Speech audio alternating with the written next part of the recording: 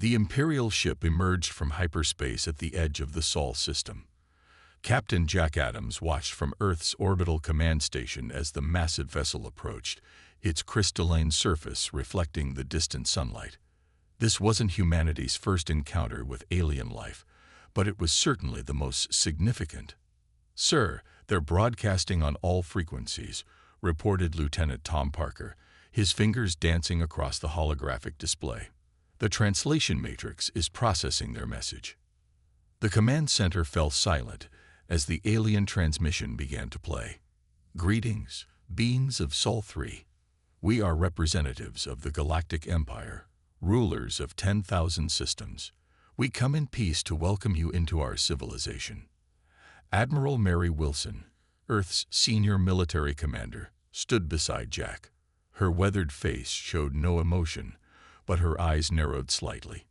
"Too perfect," she muttered. "Their translation shouldn't be this clean."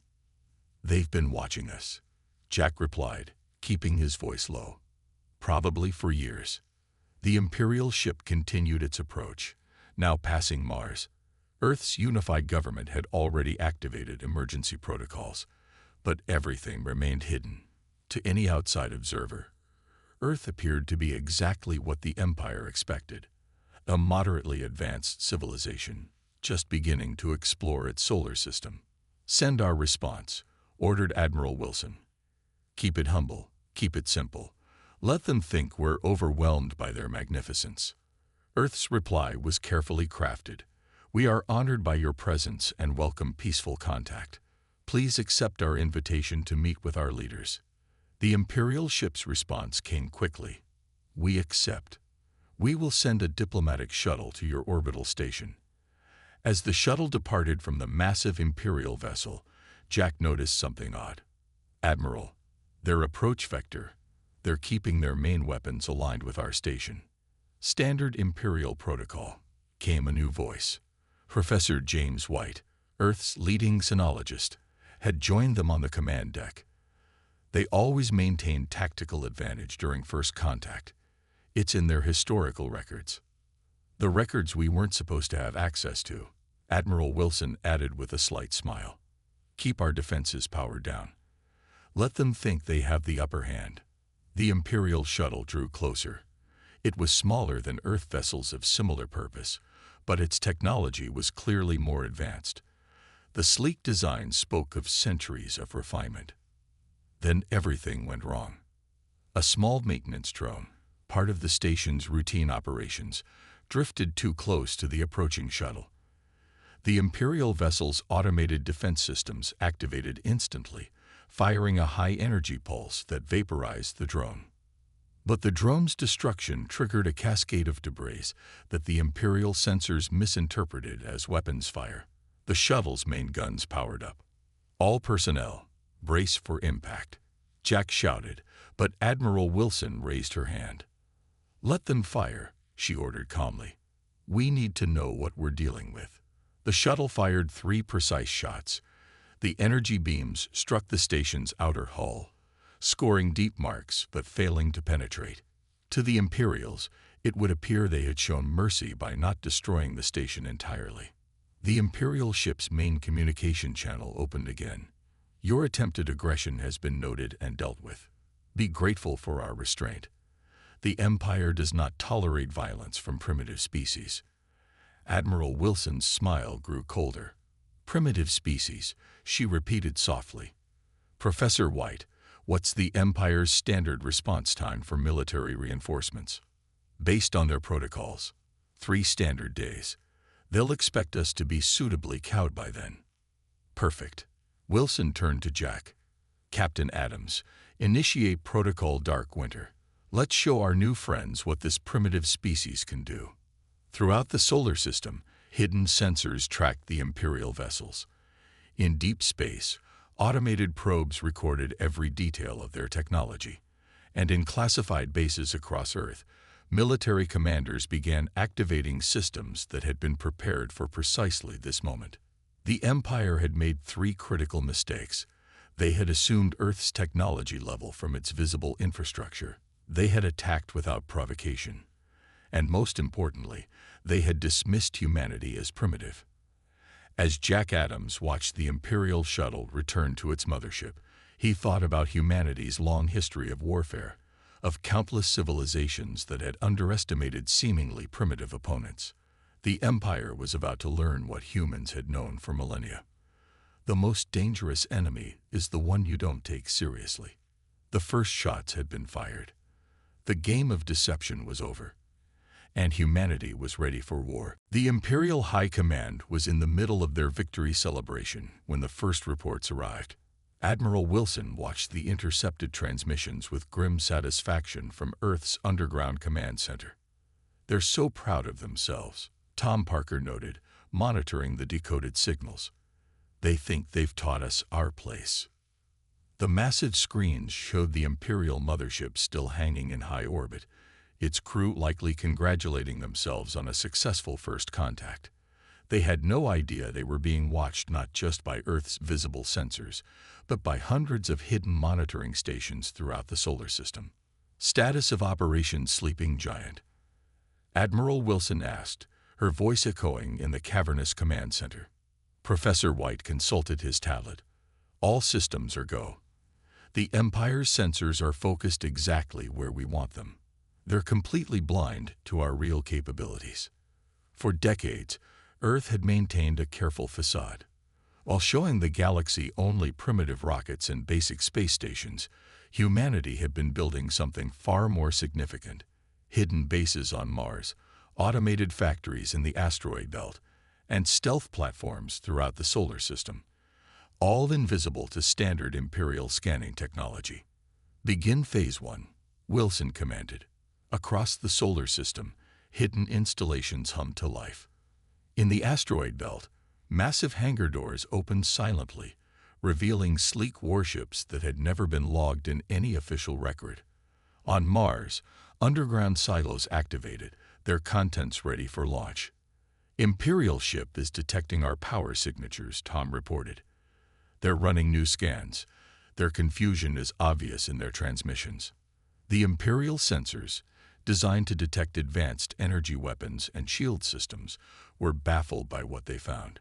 Humanity's weapons were different: railguns accelerating projectiles to relativistic speeds, guided missiles with nuclear warheads, and energy weapons based on principles the Empire had abandoned millennia ago. "They're sending urgent messages to their command," Professor White announced, "requesting immediate reinforcements. They finally realized something's wrong." Admiral Wilson nodded. "Show them Phase 2. Around Earth, hundreds of orbital defense platforms shimmered into visibility as their stealth systems deactivated.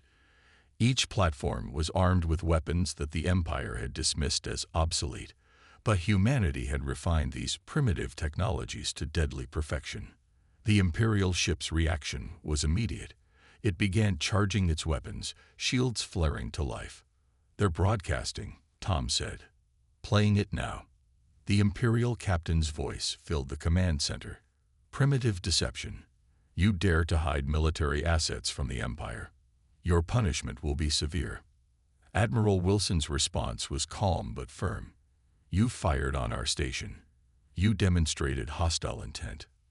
We are now revealing our defensive capabilities as a warning. Withdraw from our system, and there will be no conflict." "Their weapons are fully charged," Tom reported. "They're targeting our visible defense platforms." "Let them," Wilson ordered. "They still don't understand." The Imperial ship fired, its advanced energy weapons lashing out at Earth's defenses. The beams struck the platforms and did nothing. The primitive armor, enhanced by decades of secret research, absorbed the attacks without damage. "Their sensor readings must be driving them crazy," Professor White commented. "They can't understand why their weapons aren't working." In response to the attack, Earth's platforms began targeting the Imperial vessel. Not firing, just letting them see the targeting locks. Hundreds of them. "Final warning being transmitted," Tom announced. The message was simple: "This is humanity's only warning. We have survived thousands of years of warfare among ourselves. We have prepared for this moment for generations. Leave now, or learn why the Empire should fear primitive species. The Imperial ship, faced with hundreds of weapons it couldn't understand, finally began to retreat. Its crew had come expecting to find a primitive civilization ready for conquest. Instead, they had awakened a giant that had been preparing for war since before they arrived. As the Imperial ship fled toward the system's edge, Admiral Wilson turned to her staff. "They'll be back," she said, "with a bigger fleet. But now, they know we're not helpless. And they still haven't seen our real weapons." The Empire had made a fundamental mistake. They had assumed that humanity's visible technology represented all they were capable of. They were about to learn that humans had mastered the art of hiding their true strength long before reaching the stars. The real war was about to begin. 3 days after the Imperial ship's retreat, they returned. Not with one ship, but with 50. The Imperial Pacification Fleet emerged from hyperspace in perfect formation, their crystalline hulls gleaming in the sunlight. Admiral Wilson observed the tactical display in Earth's command center. The Imperial ships had positioned themselves in a standard attack pattern, just as humanity's intelligence had predicted they would. "Right on schedule," Professor White commented, "and exactly the fleet composition we expected." The Empire never changes its tactics. The Imperial fleet's commander wasted no time with diplomacy. Their transmission was brief: surrender and submit to Imperial authority, or face annihilation. You have 1 hour to decide. Tom Parker monitored the enemy fleet's movements. They're deploying exactly as the simulations showed. Their doctrine hasn't changed in 500 years. Let's show them why that's a problem. Wilson said, "Begin Operation Thunderbolt." The first phase of humanity's response was subtle. From hidden bases on Mars, hundreds of small automated drones launched silently. To Imperial sensors, they appeared as nothing more than debris. "Enemy fleet is holding position," Tom reported. "They're still waiting for our surrender." Wilson smiled. "Let's give them something else to think about. Launch the kinetic strike packages." Deep in the asteroid belt, mass drivers that had been disguised as mining equipment activated. They began accelerating chunks of metal to incredible speeds, aimed precisely at the Imperial formation. The Imperial ships detected the incoming projectiles but dismissed them as primitive weapons. Their energy shields were designed to stop plasma bolts and laser fire, not solid objects moving at relativistic speeds. The first impacts took them completely by surprise. 3 Imperial ships shattered as the kinetic rounds struck their shields and passed through them like they didn't exist. The formations broke as commanders desperately tried to evade the continued barrage. "Enemy fleet is activating weapons," Tom announced. "They're targeting our orbital platforms." "Perfect," Wilson responded. "Begin Phase 2. As the Imperial ships fired on Earth's visible defenses, the real attack began. The small drones from Mars had quietly surrounded the enemy fleet.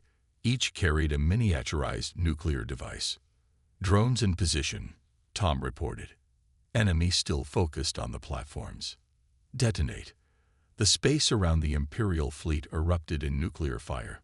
The electromagnetic pulses from hundreds of synchronized detonations overwhelmed their shields. Ships began losing power, their advanced systems unable to cope with such primitive warfare. The Imperial commander's voice crackled through the static. "Impossible. Your technology is centuries behind ours." "Being advanced doesn't mean being better," Wilson transmitted back.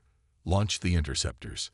From hidden bases across the solar system, Earth's real warships emerged. They were smaller than Imperial vessels, but far more numerous. While the Empire relied on massive ships with overwhelming power, humanity had built swarms of agile, heavily armed vessels designed for pack tactics. The disabled Imperial ships were easy prey. Those that still had power found their advanced targeting systems struggling to lock onto Earth's vessels, which used electronic warfare systems specifically designed to confuse Imperial technology. "Enemy fleet is attempting to retreat," Tom reported. 30% of their ships are either destroyed or disabled. Wilson watched as the remaining Imperial vessels tried to flee. Their neat formation had dissolved into chaos. The mighty pacification fleet had been broken in less than 20 minutes. "Let them go," she ordered. "But make sure they see everything we can do first." Earth's defense platforms and warships continued firing, demonstrating the full range of humanity's weapons. Railguns, plasma torpedoes, nuclear missiles, and more, each designed to exploit specific weaknesses in Imperial technology. As the last Imperial ships vanished into hyperspace, Professor White studied the battle data. "They never adapted," he said. "They kept trying to fight according to their standard doctrine, even when it was clearly failing." "That's why we'll win this war," Wilson replied. "The Empire thinks war is about having the most advanced technology. We know it's about using whatever works." The first true battle between humanity and the Empire was over. The Empire had learned several harsh lessons: that their technological superiority wasn't absolute, that their standard tactics had fatal flaws, and most importantly, that humanity had been preparing for this war long before first contact. But the real fighting hadn't even begun. In the Grand Council chamber of the Imperial capital, silence fell as the battle footage played. The massive holographic display showed Imperial ships being torn apart by weapons that, according to all Imperial doctrine, should have been harmless. High Commander Robert, leader of the Imperial military forces, watched with growing anger as the recording showed another Imperial cruiser split in half by a primitive kinetic round. "Impossible," he muttered, his fist clenching. "These humans, they were supposed to be primitives.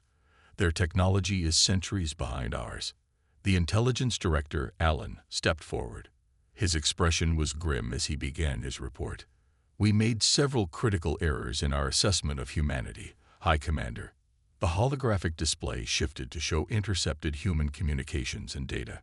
"First, we assumed their visible technology represented their actual capabilities. We were wrong. They deliberately showed us what they wanted us to see." Images of Earth's hidden military installations appeared, showing vast complexes that had been completely invisible to Imperial scans. "Second, we discovered they've been intercepting and decoding our transmissions for decades. They knew our tactics, our technology, our weaknesses." High Commander Robert's face darkened. "How? Our encryption is unbreakable." "Not unbreakable," Allen corrected. "Just extremely complex. The humans didn't try to break it directly. They developed artificial intelligence systems dedicated to finding patterns in our communications. They let computers work on it for years." The display showed more battle footage, this time focusing on the human weapons. "Third, and most concerning, they didn't try to match our technology. They developed countermeasures specifically designed to exploit our weaknesses. Weaknesses we don't have," another council member shouted. Allen shook his head. "Weaknesses we didn't know we had.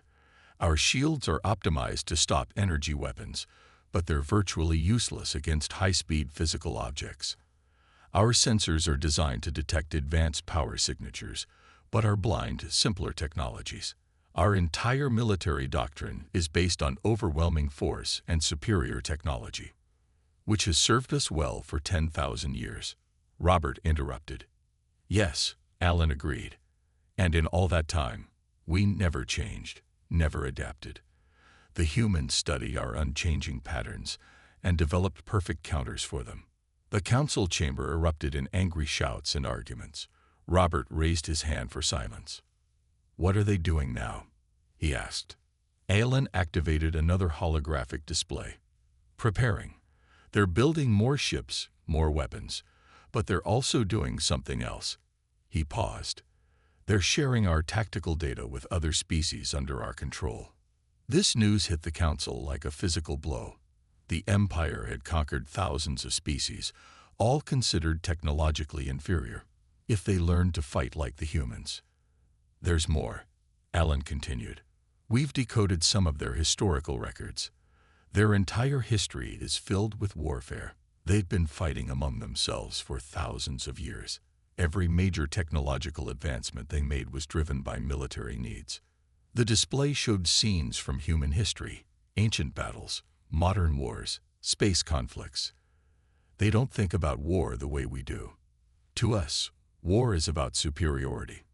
To them, it's about survival. They don't care about fighting fair or maintaining proper military doctrine. They just want to win. Robert stood, his decision made. Then we will show them true imperial power. Summon the main battle fleet. We will crush these humans with overwhelming force. Ellen tried to object.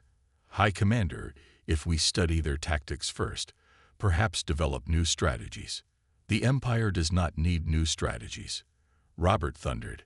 We have conquered 10,000 worlds with our current methods. These humans are nothing more than savages with clever tricks. We will destroy them, and then we will hunt down every copy of our tactical data they've spread to other worlds. As the council chamber emptied, Alan remained behind, studying the battle footage. He watched again as the human ships swarmed their Imperial counterparts, using simple but devastating tactics that had never been seen in galactic warfare.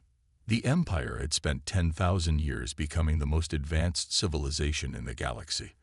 But now they faced an enemy who had spent thousands of years learning how to defeat more powerful opponents. And the humans were just getting started. The massive Imperial battle fleet filled the void of space, 10,000 ships strong. It was the largest military force ever assembled in the history of the Empire. Admiral Wilson watched through advanced stealth sensors as the Armada approached Earth's solar system. That's a lot of ships, Tom Parker whispered, his eyes wide at the tactical display. More than we expected, Professor White admitted. They've committed nearly 70% of their total fleet strength. Admiral Wilson studied the enemy formation. The Imperial ships were arranged in their traditional attack pattern, a massive sphere of destruction designed to overwhelm any defense. They still think this is about numbers, she said. Initiate Operation Ghost Protocol. Across the solar system, humanity's forces began to move, but unlike the previous battle, there was no dramatic reveal of hidden platforms or ships. Instead, Earth's defense forces simply vanished. Active camouflage systems functioning perfectly, Tom reported. Imperial sensors are showing only civilian targets. The Empire's response was predictable. Their massive fleet split into smaller groups, moving to secure key positions around Earth's major colonies and installations. They were following their standard conquest protocol, unchanged for millennia. They're starting their bombardment of Mars colony, Tom announced. On the tactical display, Imperial ships fired their weapons at the human settlement on Mars. Their powerful energy beams struck empty buildings and automated decoys. The real colony had been evacuated weeks ago. Its inhabitants moved to underground facilities that didn't officially exist. Begin Phase 2, Wilson ordered. From hidden positions throughout the asteroid belt, human ships launched their attack. But instead of engaging in direct combat, they struck fast and disappeared, using the debris fields for cover. Imperial ships found themselves under attack from enemies they couldn't see or track. Guerrilla warfare in space, Professor White commented. They never considered that possibility. The Imperial fleet's neat formation began to break down as ships turned to chase phantom attackers. Each time they thought they had cornered human forces, they found only empty space and more automated decoys. Their command structure is showing signs of stress, Tom reported. Individual ship captains are breaking formation to pursue targets. This was exactly what humanity had planned for. As the Imperial fleet scattered, hidden human ships picked them off one by one. Kinetic rounds and nuclear devices struck ships isolated from their squadrons. Electronic warfare systems confused their sensors and communications. They're finally adapting, Wilson noted as the Imperial ships began to form defensive clusters. But too late. Launch the swarm. From bases hidden in the Kuiper Belt, thousands of small automated attack craft emerged. Each was barely larger than a fighter, but carried weapons specifically designed to exploit Imperial weaknesses. They attacked in coordinated groups, overwhelming individual Imperial ships before their defenders could react. Imperial casualties at 30%, Tom announced. They're trying to regroup, but our electronic warfare is keeping them divided. The massive Imperial fleet, designed for grand battles and overwhelming force, found itself fighting a type of war it had never prepared for. Their powerful weapons were useless against enemies they couldn't target. Their sophisticated communications were being jammed by primitive interference. Their rigid command structure was falling apart under an attack that didn't follow any rules they recognized. Message from their command ship, Tom reported. They're demanding we fight with honor and face them in direct combat. Wilson's response was brief. This is combat. Your rules of war are not universal. As the battle continued, more Imperial ships fell to human tactics. The mighty armada that had arrived to crush Earth was being defeated not by superior technology or numbers, but by strategies they had never imagined possible. Enemy fleet is beginning to retreat, Tom announced. They've lost nearly half their ships. Wilson watched as the surviving Imperial vessels gathered for a withdrawal. The Empire had committed its greatest military force to this battle, expecting to demonstrate their overwhelming power. Instead, they had learned that 10,000 years of technological superiority meant nothing against an enemy who refused to fight according to their rules. They'll be back, Professor White said, but next time, they'll be afraid. Good, Wilson replied.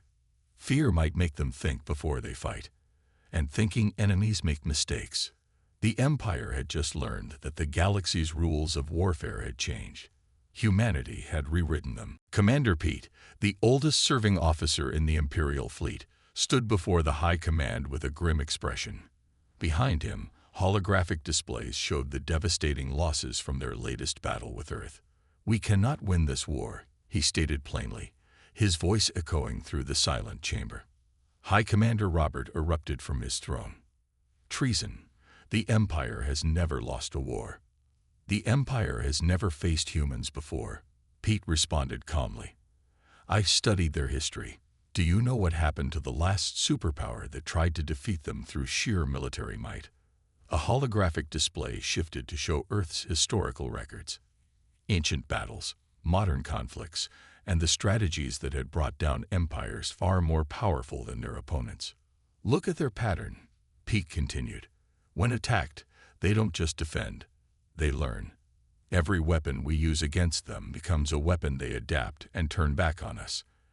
Every tactic we employ becomes a weakness they exploit. The display showed the recent battle footage. Imperial ships, once proud symbols of absolute power, being systematically destroyed by weapons that shouldn't have worked. Their technology isn't primitive, Pete explained. It's different. While we spent 10,000 years perfecting one path of technological development, they explored thousands of alternatives. They don't care about elegance or tradition. They care about effectiveness. He brought up more data, showing human military development over centuries. Every major war in their history has led to massive technological leaps. Do you know what they're doing right now while we debate? They're studying every piece of wreckage from our destroyed ships. Learning, adapting, improving. The council chamber remained silent as Pete continued his warning. But here's the truly dangerous part. Humans don't just defend. When they win a defensive war, they don't stop. They expand. They turn defensive victories into offensive campaigns. What are you suggesting? Alan, the intelligence director, asked quietly. I'm suggesting that if we continue this war, we won't just lose. We'll cease to exist as an empire. Look at their history. Every time a powerful force has attacked them, they've responded by completely dismantling their attacker's power structure. The display showed more historical data. They're already spreading our tactical weaknesses to other species under our control. They're teaching our subjects how to fight us. And they're good teachers. Then we must strike now, Robert insisted, before they grow stronger. Pete shook his head. They're already stronger, not in raw military power, but in ways that matter more. Their entire civilization is mobilizing for war. Their factories are running at full capacity. Their research facilities are working around the clock. They've united their entire species against us. He brought up new tactical projections. Our next fleet will be larger, yes, but they'll be ready. They're building weapons specifically designed to counter our technology. They're developing strategies that exploit our doctrinal weaknesses. And worst of all, they're innovating faster than we can adapt. What do you propose? Alan asked. Send them a warning, not a threat. A genuine warning. Tell them what will happen if this war continues, not what we'll do to them, but what they'll become.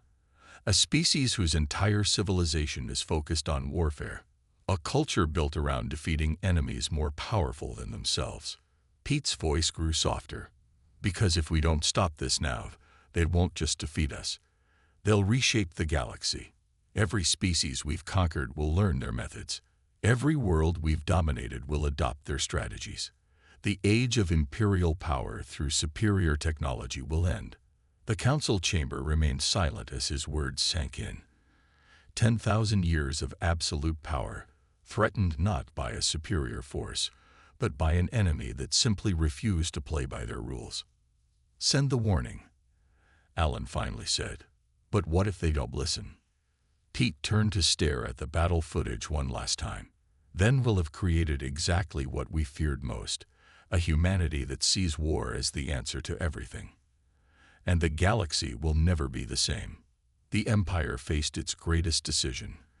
Continue a war they couldn't win, or admit that perhaps, just this once, retreat was the better part of valor. The warning had to be sent, before it was too late for everyone. The Grand Council chamber of the Imperial capital had never been this crowded. Representatives from Earth stood before the Empire's leaders, while holographic displays showed the fleets of both civilizations holding position at neutral coordinates. Admiral Wilson led the human delegation, facing High Commander Robert across the ancient negotiating table. The tension in the room was thick enough to cut with a knife. You've proven your point, Robert began, his voice carefully controlled. Your civilization is more capable than we anticipated. This isn't about proving points, Wilson responded. This is about survival, both yours and ours. Professor White stepped forward, activating a holographic display. We've brought evidence of what happens when civilizations force humanity into prolonged warfare. Our entire history is filled with examples.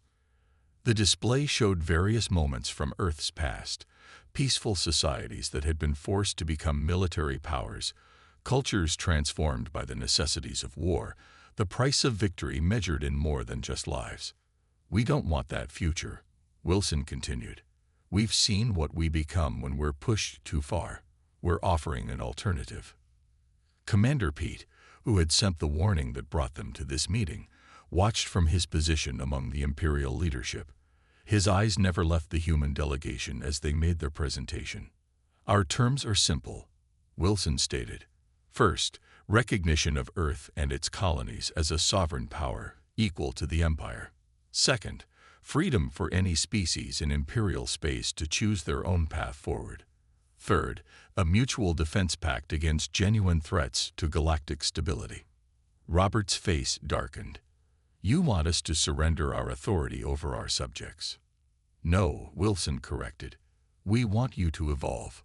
The age of empires is ending. The galaxy is changing. You can change with it, or you can fight us and lose everything. To demonstrate her point, Wilson activated another display. It showed human ships teaching Imperial subject races their tactics, sharing technologies that could defeat Imperial defenses, spreading the knowledge that the Empire wasn't invincible. You've already lost your aura of invincibility, she continued. But you haven't lost your power or influence. Yet, you can remain a great civilization without being an empire of conquest. The Imperial Council members exchanged glances.